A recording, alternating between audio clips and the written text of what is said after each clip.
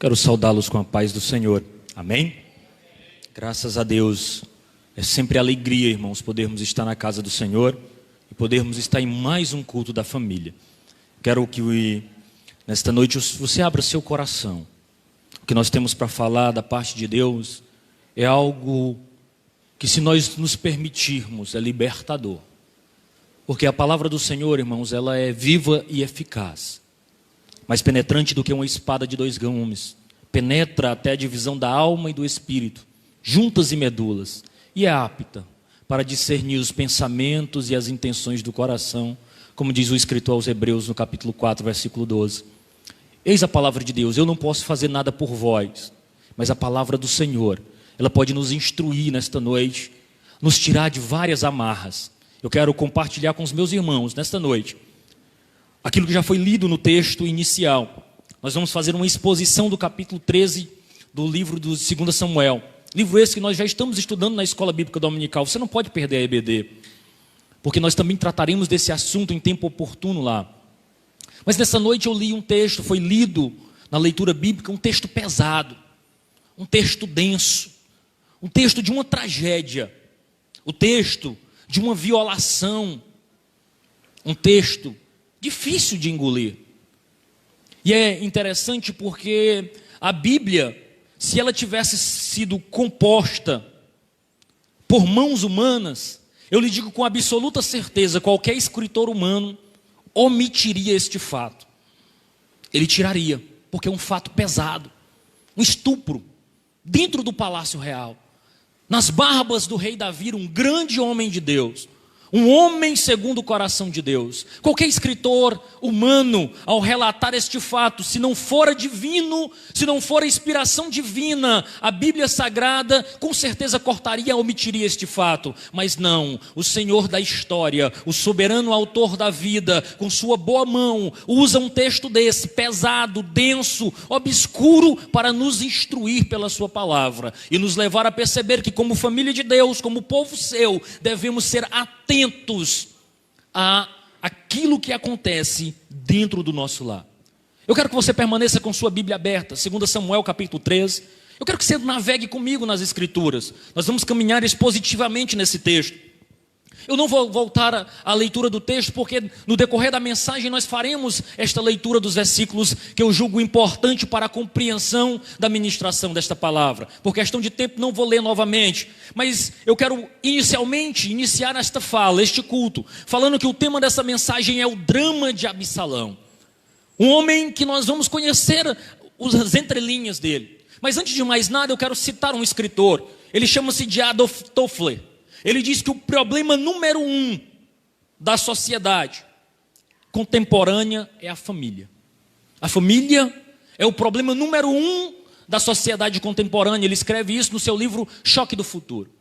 E se você observar, talvez seja no seio da família que acontecem grandes dificuldades, grandes tragédias, grandes incidentes. A família certamente é o local onde você tem grandes alegrias, mas é também no seio familiar que tristezas profundas são iniciadas. É no seio familiar que muitas vezes tragédias são marcadas, onde há desentendimento, onde muitas vezes você é ferido e ao acúmulo de mágoa, ao acúmulo de feridas tem dificultado a caminhada cristã, inclusive também a caminhada da sociedade. A sociedade atual ela é marcada por grandes problemas, e esses problemas estão envoltos em situações como a criminalidade. Você vai ver uma sociedade muito delicada aí, e às vezes é falta de oportunidade, às vezes é falta de instrução no lar, às vezes é falta de várias observações mais profundas daquilo que acontece no seio da família. Ora, queremos dizer ou não, nós sabemos que da sociedade atual, a família é a célula máter. Ou seja, se a família vai bem, muito provavelmente a sociedade também vai bem. E nós temos visto o quê? Um acúmulo de problemas sociais, um acúmulo de problemas no seio da sociedade. E esses problemas muitas vezes não têm resposta. Mas nada é tão grave, nada é tão sério do que nós voltarmos os nossos olhos para a família. Eu estou falando num culto da família. É daqui, eu tenho defendido isso nos quase 2 anos que nós estamos à frente desse trabalho no culto da família. Dioturnamente, mês a mês, nós temos pregado e ensinado que se a família for bem, a igreja vai muito bem. Se o pai e a mãe ensinar o filho no caminho que ele deve andar, a igreja vai muito bem. E aí nós somos chamados à atenção para entendermos alguns princípios da palavra de Deus. Nós vimos uma família aqui, relatada no capítulo 13 de 2 Samuel. Há uma família que nós poderíamos chamar de família disfuncional. Uma família que não funciona direito. E não era para menos, porque é uma família que tem figuras difíceis de se entender. Por exemplo, você vai lidar com um meio-irmão, com a meia-irmã, filhos de um mesmo pai, mas de mães diferentes. E aí esse meio familiar é um meio familiar às vezes complicado. E não era para ser diferente, sabe por quê? Porque o rei Davi era o que nós chamávamos de polígamo.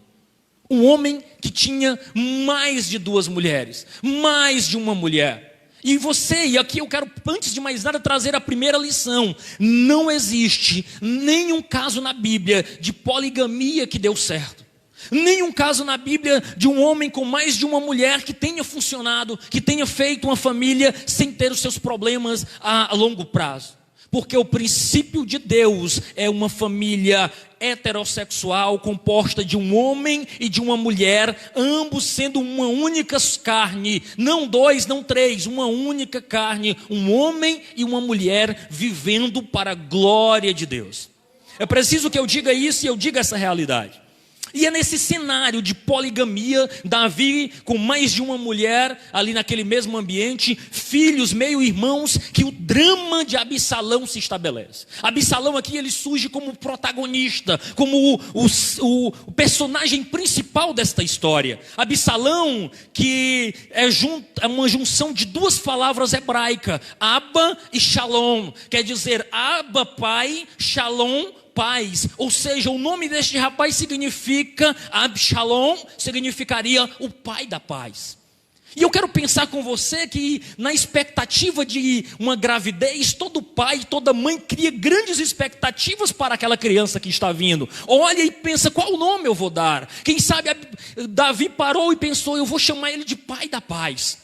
Mas mais importante, irmãos, do que dar nomes bonitos para os filhos, é ensiná-los com exemplo no caminho que ele deve andar. Não é só um nome bonito dado a uma criança que vai fazer com que ele caminhe para a glória de Deus. É uma instrução no dia a dia, é contato pessoal, é o exemplo pessoal, é viver de forma coerente para a glória de Deus. Este moço não viveu de forma coerente com o nome que ele carregava como pai da paz. Este homem, a Bíblia diz que ele era um homem de uma extrema beleza, tinha uma cabeleira lindíssima, era um homem belo, era um homem rico, era um homem próspero, participava do primeiro escalão do governo do seu pai, era um homem que nasceu para dar certo, bonito, rico, a coisa linda, era alguém para ser o maior líder de Israel. Mas este homem comete 3 erros que eu e você podemos cometer também, 3 erros que nós olhamos para Absalão e dizemos, como ele pôde? Mas eu e você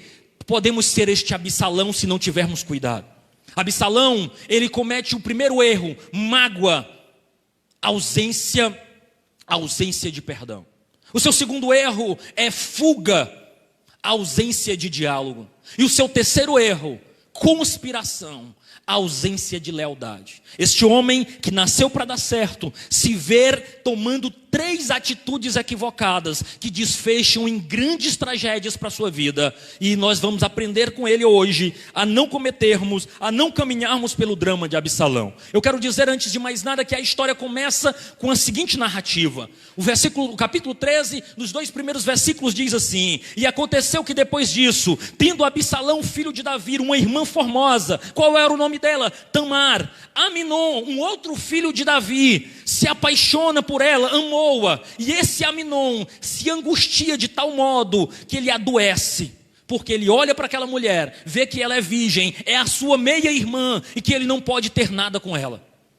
Mas aí, nós temos aqui algo meio patológico, uma doença, alguém que se apaixona pelo seu meio-irmão, o meio-irmão pela sua meia-irmã. Só que apesar de ser um problema grave isso, um problema disfuncional, dentro da casa do rei existia uma víbora, um homem cujo nome era Jonadab.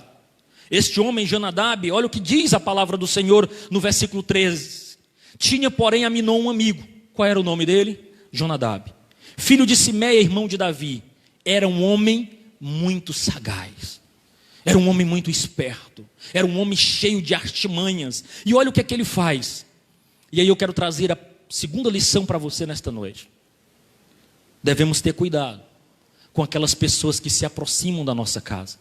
Muitas vezes nós somos desatentos para aqueles que nós colocamos dentro do nosso lar, aqueles que têm contato com os nossos filhos. É provado, tem um estudo que diz que a maior influência na vida do adolescente não é o pai e a mãe, mas são os seus amigos. A fase de adolescência, geralmente a criança, ele por volta dos 10 até os 15 anos, ele escuta mais o coleguinha de escola, o seu best friend, do que o papai e a mamãe. Então nós devemos ter cuidado com isso, nós devemos estar atento a isso. E agora o que é que Jonadab faz? Ele faz uma pergunta crucial, ele faz uma pergunta curiosa. Ele percebe no semblante de Aminon um emagrecimento, um entristecimento, e ele diz: por que te abates, ó filho do rei? Ele fez a pergunta que Davi não fez, ele fez a pergunta que sua mãe não fez. Mas aquele homem muito sagaz percebeu nas entrelinhas que não havia uma coisa, que Aminon não estava bem. E agora ele percebe isso e dá um conselho cruel. Ele olha para Aminon e diz assim: olha, faz o seguinte, deixa eu tramar aqui algo para ti. Tu vai para a tua casa, tu vai se deitar na tua cama e tu vai fingir de doente. Assim o teu pai vai te notar. Aí sim teu pai vai te visitar. E quando teu pai chegar lá, tu vai pegar e vai dizer assim: olha meu pai, eu estou emagrecendo, eu estou com fome, e eu queria que o senhor deixasse a minha bela irmã vir até aqui, cozer uns bolos para mim, e eu comerei da mão dela. Irmãos, Davi era um homem sagaz, era um homem inteligente, um homem de guerra. Será que Davi não percebeu que isso não estava certo? Será que ele não percebeu que essa história estava muito mal contada?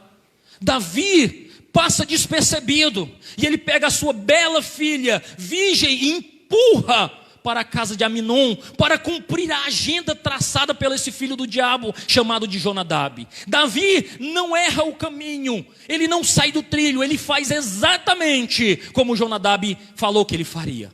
E agora empurra a bela, virgem e jovem Tamar, inocente, para fazer uma boa ação. Agora ela se vê dentro de uma armadilha.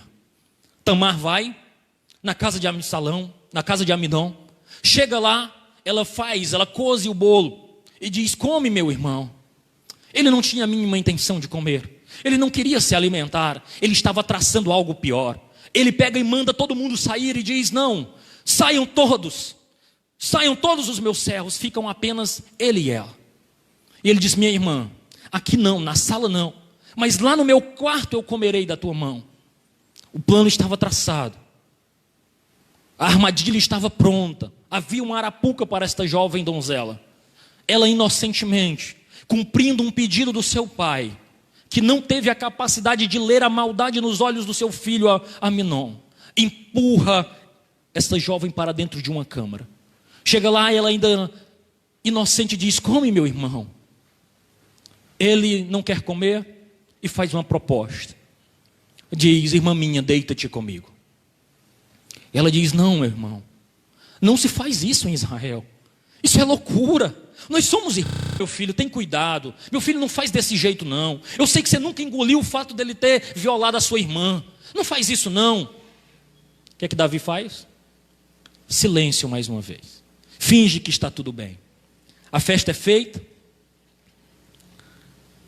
o trama se desenrola, Absalão e Aminon vão na festa. Absalão faz decreto da sentença, chama os seus moços e diz o seguinte: meus moços, quando Aminon estiver com o seu coração alegre do vinho, eu quero que vocês peguem um moço e matem-o. Sejam fortes, sejam corajosos, sou eu que estou mandando, eu estou garantindo aqui a ordem, podem fazer isso. É fato. Aminon se alegra do vinho, os moços de Absalão executam a ordem dele, matam Aminon.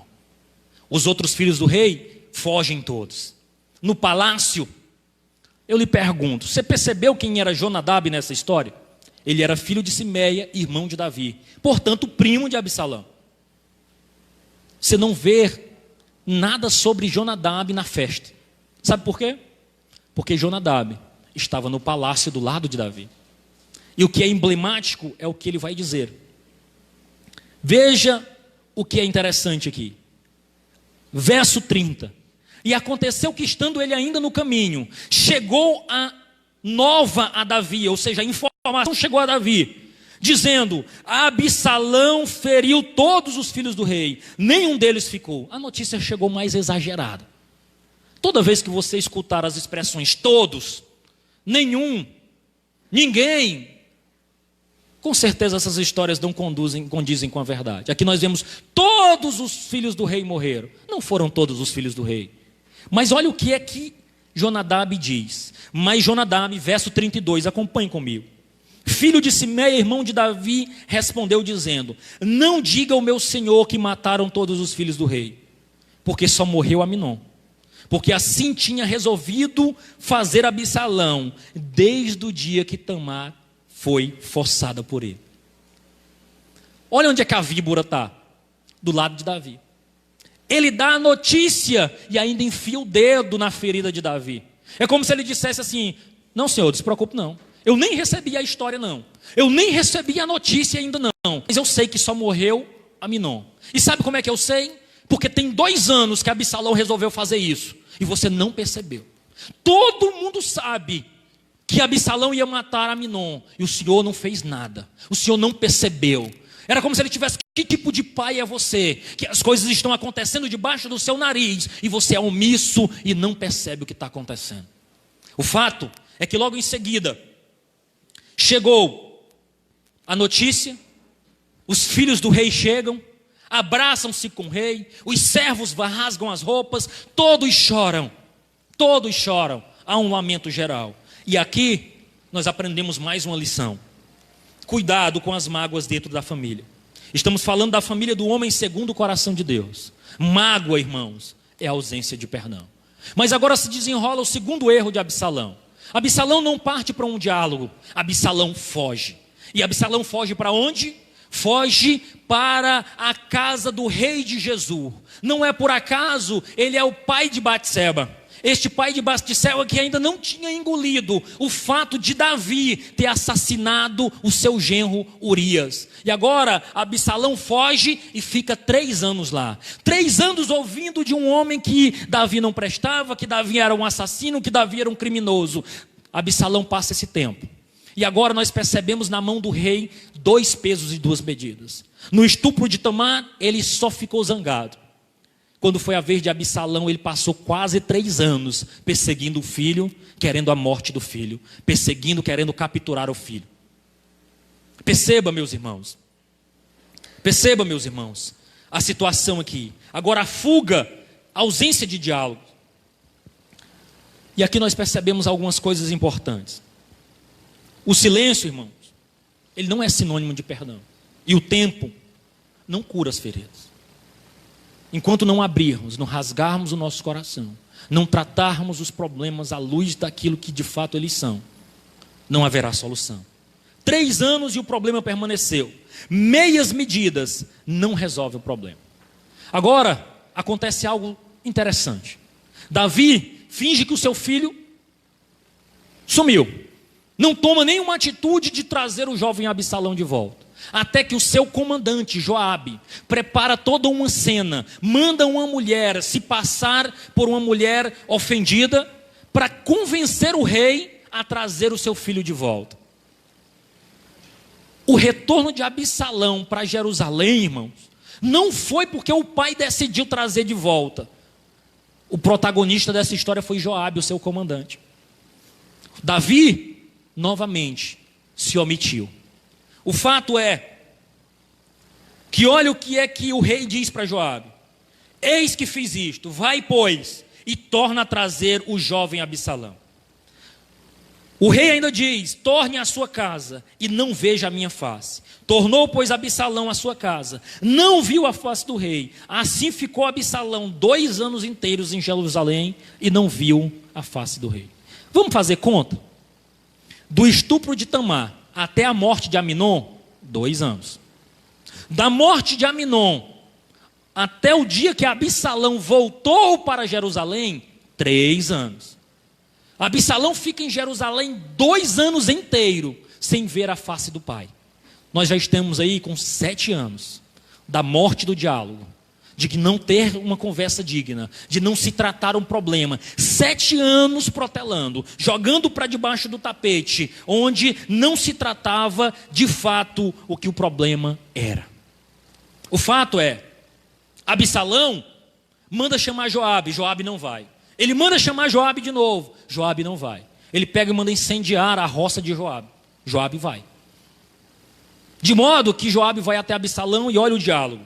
Disse Absalão a Joabe: enviarei a ti dizendo, vem cá para que te envie ao rei.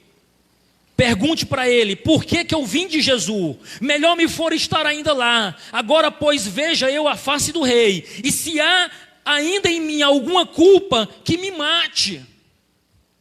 O que Absalão está dizendo é: pai, fale comigo. Me mate, mas fale comigo. São 7 anos sem diálogo. Pai, converse comigo. Se tenho culpa, me mate, mas não deixe de falar comigo. Não deixe de tratar esse problema comigo. Converse comigo, papai.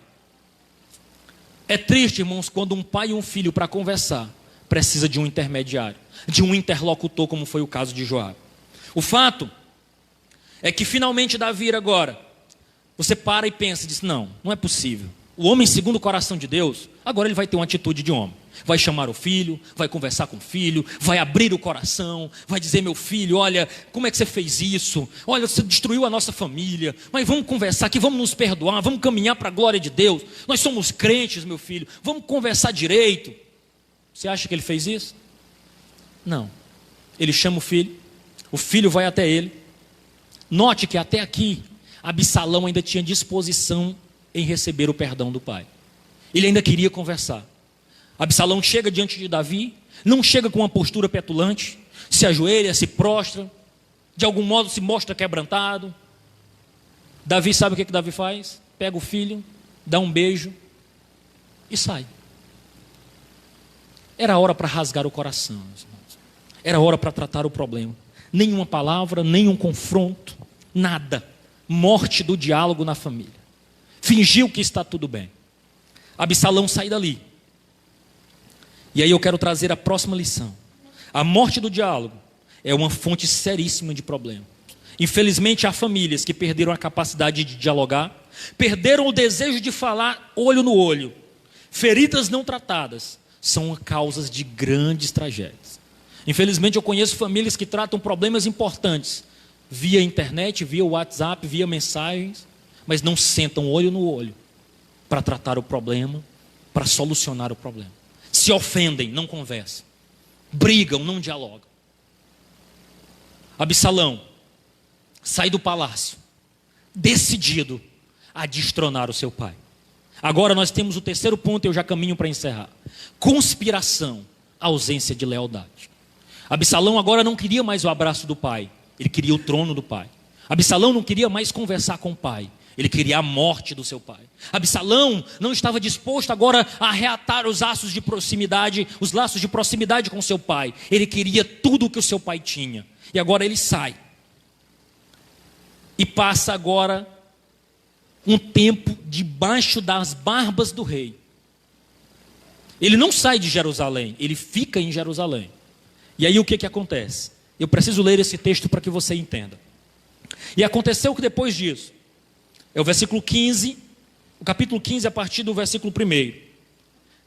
Fez aparelhar carros e cavalos, 50 homens que corressem diante dele. Também Absalão levantou pela manhã e parava ao lado do caminho da porta.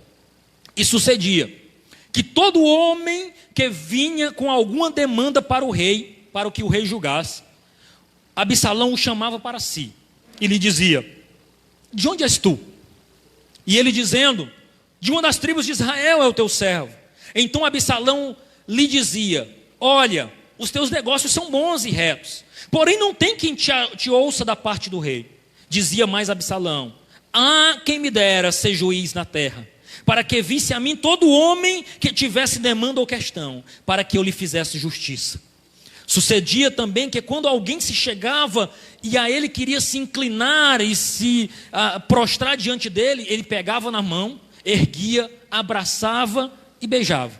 E desta maneira fazia Absalão a todo Israel que vinha ao rei para juízo. Assim, furtava Absalão o coração dos homens de Israel.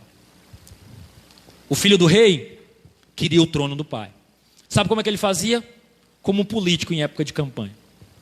Ele parou na porta da cidade, chegou na porta da cidade, os homens vinham para que o rei julgasse suas causas. Ele disse: você vem de onde, meu companheiro? Ô, gente boa, você vem de onde? Rapaz, eu venho de uma tribo de Israel. Rapaz, vem cá, olha, eu quero dizer que o seu assunto é importante, rapaz. Você está certo, mas lá na parte do papai, do rei, você não vai ter solução não. Ele não vai resolver nada não. Agora, se eu fosse rei, rapaz, eu fazia as coisas diferentes. Aí eu ajeitava as coisas. Aí o camarada dizia, queria se prostrar porque estava diante do filho do rei. Ele disse: não, rapaz, para que isso, rapaz? Nós somos irmãos. Dê um abraço aqui, rapaz. Você é gente boa. Você é gente fina, não precisa disso não. E sabe o que acontecia? O coração do povo era furtado por Absalão. O povo já olhava e dizia: rapaz, Absalão devia ser o rei mesmo.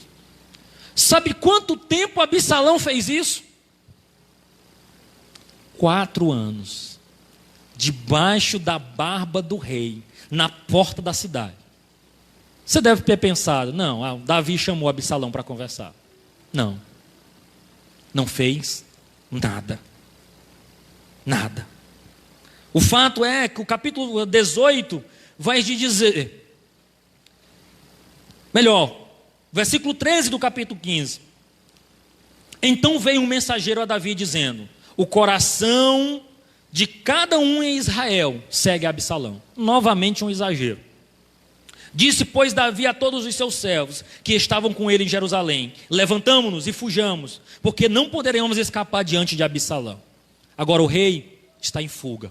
O pai acordou para levantar quando o filho já estava entrando nas portas da cidade, furtando o coração do povo.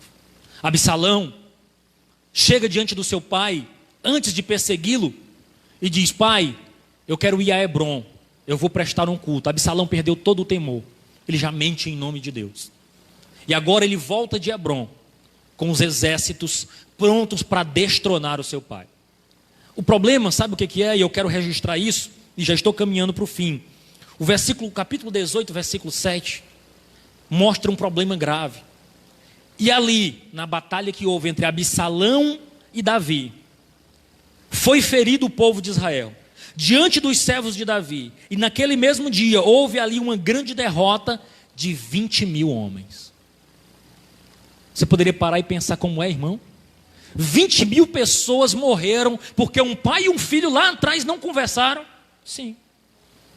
Porque as nossas ações, as nossas omissões, elas não impactam apenas o indivíduo, ela impacta a nossa família e a sociedade à nossa volta. 2 homens não conseguiram dialogar, um pai e um filho, e nesta brincadeira 20.000 mulheres ficam sem marido, 20.000 mulheres ficam sem filhos, porque 2 homens foram covardes ao ponto de não dialogarem e resolverem os seus problemas. 2 crentes, diga-se de passagem, tementes a Deus, mas não conversaram em tempo oportuno. Meus irmãos, a mágoa, a fuga tem trazido prejuízos gigantes para a igreja do Senhor, para a família, para a sociedade de modo geral. Agora nós temos aqui a morte de 20.000 pessoas. É triste perceber isso. As nossas omissões afetam aqueles que estão à nossa volta. O fato é que o jovem Absalão, diante do enfrentamento com seu pai, o seu pai seria derrotado de qualquer modo. Porque se Davi vencesse a guerra, significaria que o seu filho estaria morto. E se ele perdesse a guerra, ele mesmo estaria morto. No seio da família, qualquer vitória de um conflito que não seja a paz, É uma tragédia, não é uma vitória, é uma derrota. Davi venceu, mas foi derrotado. O jovem Absalão, fugindo de Joabe, com seus belos cabelos, ficam presos numa árvore de carvalho. Ali preso pelaquela sua cabeleira, que era motivo de grande orgulho e honra, é sua armadilha. Preso, pendurado pelo cabelo, Joabe chega. Ele tenta iniciar um diálogo com Joabe. Joabe diz: não perderei tempo contigo. Enfia 3 dados em seu coração. E 10 jovens executam Absalão. Absalão morreu. A notícia chega ao rei. O rei se desmancha em lágrimas. Olha o que o rei diz. Capítulo 18, versículo 23. Então o rei se perturbou. E subiu à sala que estava por cima da porta. E chorou. E andando dizia, olha o que ele dizia: meu filho Absalão, meu filho Absalão, quem me dera morrer por ti, Absalão, meu filho. Ele morreria pelo filho agora. Ah, irmãos, existe uma ONG que a gente até acompanha, de uma filha de um pastor de Teresina. E tem uma frase emblemática nesta ONG que é assim: quero flores em vida. Chorar os mortos, irmãos, faz parte de uma rotina. Faz parte da perda, da dor, da saudade. Mas nós precisamos dizer que amamos hoje. É hoje, irmãos, que nós podemos olhar para aquela família, para aquele amigo, para aquele filho querido e dizer: filho, eu te amo hoje. Davi expressou, chorou, se amargurou, gritou, berrou, e nada poderia mudar o destino do seu filho. Ele estava morto. Era para ele ter chorado e ter dito: Absalão, eu morreria por ti ainda em vida. Tendo um diálogo, conversando com seu filho. Não, já estava tarde demais. Ele declara o amor pelo seu filho tarde demais. Agora ele rompe o silêncio, agora ele abre o coração, mas tarde demais. O filho já estava morto. O capítulo 19, versículo 4, ainda diz: estava, pois, o rei com o rosto coberto, e o rei gritava em alta voz: meu filho Absalão, Absalão, meu filho, meu filho. A dor de um pai que perdeu um filho, é claro, isso é antinatural. Nenhum pai deveria enterrar um filho. Mas às vezes as nossas missões são pá de terras em cima dos nossos filhos. Nós precisamos disciplinar, corrigir. Porque tem momentos que o seu filho vai precisar de um amigo. Mas na maioria das vezes, ele precisa de um pai e de uma mãe. Tem hora que eu digo para minha pequenininha, que o filho naquela idade às vezes diz assim: pois eu não vou ser mais sua amiga. Eu digo assim: pois eu continuo sendo seu pai. Porque agora você não está precisando de um amigo, você está precisando de um pai. Eu sei que tem muitos pais amigões que são chegados dos seus filhos, não tem problema nenhum com isso. Eu acho lindo, mas não deixe de ser pai. Porque tem um momento que o pai precisa exortar, corrigir, ser firme, ensinar o caminho da verdade, ensinar a orientação correta. Porque se nós nos omitirmos, papai e mamãe, o preço será alto. Veja a vida de Davi. O pai da paz teve uma decisão infeliz. Não viveu de acordo com seu próprio nome. Ele que deveria ser um semeador da paz, Absalom, o pai da paz, agora sua vida é entrelaçada por conflitos, por confusões, por mágoas, por situações mal resolvidas. Agora ele tem mágoa, ausência de perdão, fuga, ausência de diálogo, e conspira, ausência de lealdade contra o seu próprio pai. Irmãos, nós não podemos adiar a solução dos problemas de relacionamento dentro da nossa casa. O perdão, o diálogo e a lealdade devem reger os nossos relacionamentos. E eu quero encerrar fazendo a seguinte ponderação: não subestime o poder da mágoa. Cuidado com o viver amargurado, com feridas abertas.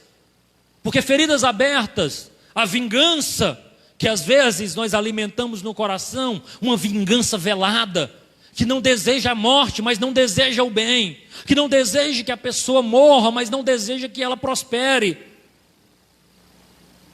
É como se você tivesse bebendo um copo de veneno esperando que o outro morra. Ainda na minha infância eu assistia muito o El Chavito, o Chaves aqui em português. E ele tem uma frase emblemática quando ele diz que a vingança nunca é plena, mata a alma e envenena. Todos vocês eu acho que já assistiram isso. Mas é uma grande realidade. Não subestime o poder da mágoa. Não adie o exercício do perdão. O problema surgiu, sente, converse, dialogue. Feridas, elas devem ser tratadas hoje. É impressionante como uma ferida no corpo, nós tomamos a medida de corrigir. Se cortou e está sangrando, vamos ao hospital, costurar e fazer um curativo. Se está só um machucado, você põe um band-aid. Bota ali um antisséptico para limpar e não infeccionar. Mas muitas vezes as feridas da alma nós silenciamos, como se o tempo fosse capaz de curar. E não, irmãos. Feridas na alma, elas devem ser expostas, colocadas para fora, diante do Senhor, para ser tratado para a glória do Senhor. O tempo faz grenguenar, faz apodrecer aquilo que ficou ali encoberto debaixo do tapete. Não podemos fechar os olhos aos sinais de perigo dentro da nossa casa. Às vezes os sinais estão no ar.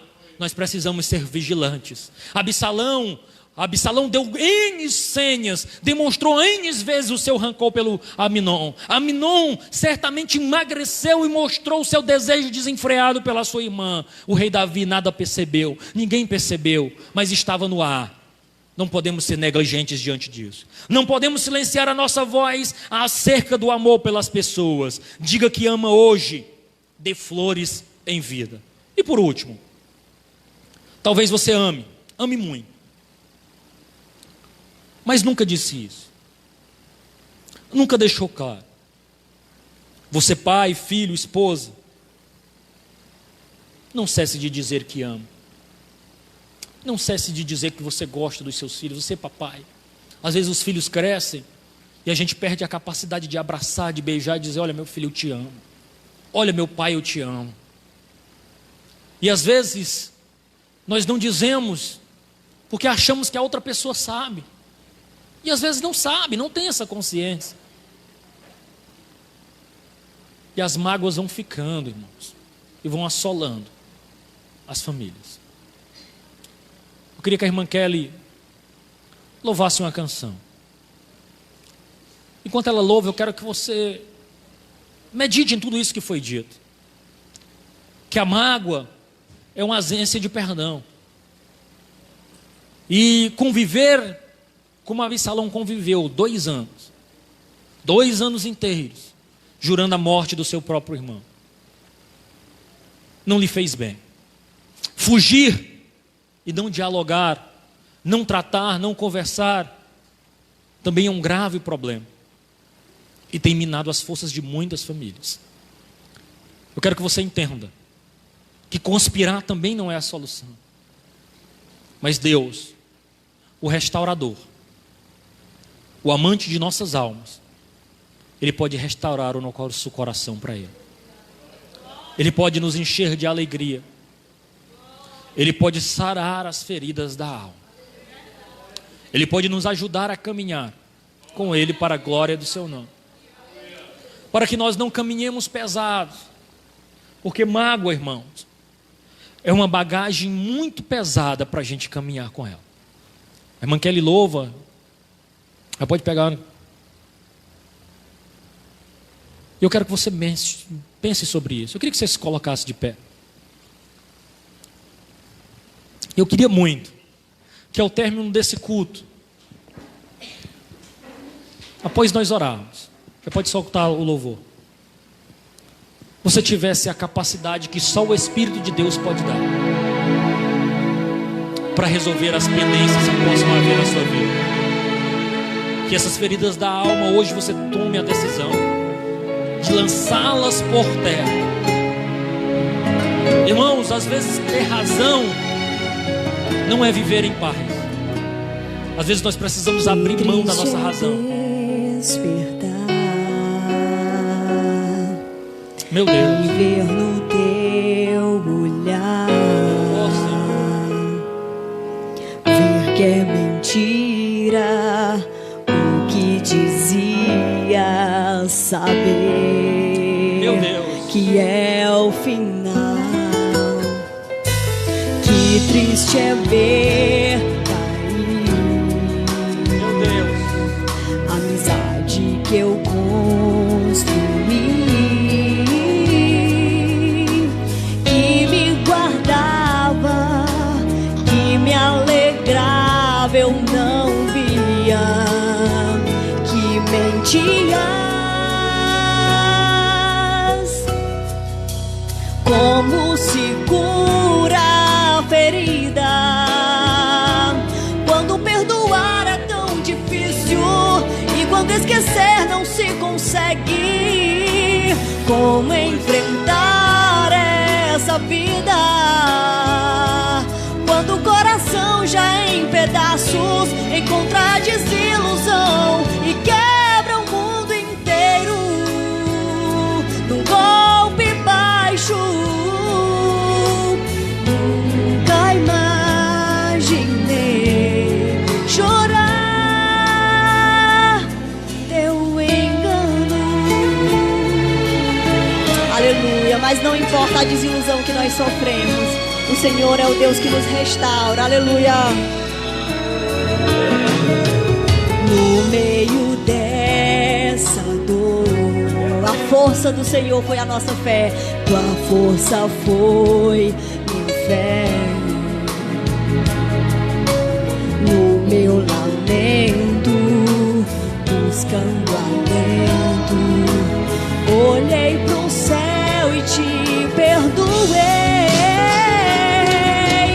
Como se cura a ferida quando perdoar é tão difícil e quando esquecer não se consegue? Como enfrentar essa vida quando o coração já é em pedaços, encontra desilusão e quebra o mundo inteiro num golpe baixo? Nunca imaginei chorar teu erro, me mostrou que em Cristo estou seguro, que sempre poderei contar com Deus. Como se cura a ferida quando perdoar é tão difícil e quando esquecer não se consegue? Como enfrentar essa vida quando o coração já é em pedaços, encontrar desilusão e quebra o mundo inteiro num golpe baixo? Nunca imaginei chorar teu engano. Aleluia. Quero lhe dizer que muitas vezes as feridas que nós sofremos no seio familiar, elas são tão dolorosas, porque são de alguém que nós não esperamos. Tamar, esta canção, ela faz referência à dor de Tamar. Ela poderia esperar isso de qualquer pessoa, menos do seu irmão. Ela achou que talvez estivesse segura na casa de seu irmão. E às vezes todos nós estamos sujeitos a esses revés da vida, essas voltas que a vida dá. E se nós não tivermos em Cristo, nós desabaremos. É só Deus para nos restaurar a Ele. Curve sua cabeça. Senhor, a Tua palavra foi pregada nesta noite. E eu quero crer, Senhor Deus, que o Senhor e o Teu Espírito são instrumentos de restauração para nós. Meu Deus, eu te oro nesta noite e peço que em nome de Jesus, Tu não permita que o Teu povo, a Tua igreja, volte para casa com o peso da mágoa, com o peso da fuga, com o peso da conspiração, mas que eles saiam daqui com o coração leve, perdoados, perdoando e sendo perdoados, para a glória do Teu nome. A Tua palavra nos ensina, Senhor Deus, que se não perdoarmos, nós não podemos adorar, nós não podemos ofertar, nós não podemos cultuar o Teu nome, e tampouco, Senhor Deus, nós podemos ser perdoados. Nesta hora, Senhor, Nós perdoamos porque o Senhor nos perdoou. E em nome de Jesus nos consola para a glória do teu nome. Em nome de Jesus nós te oramos. Amém.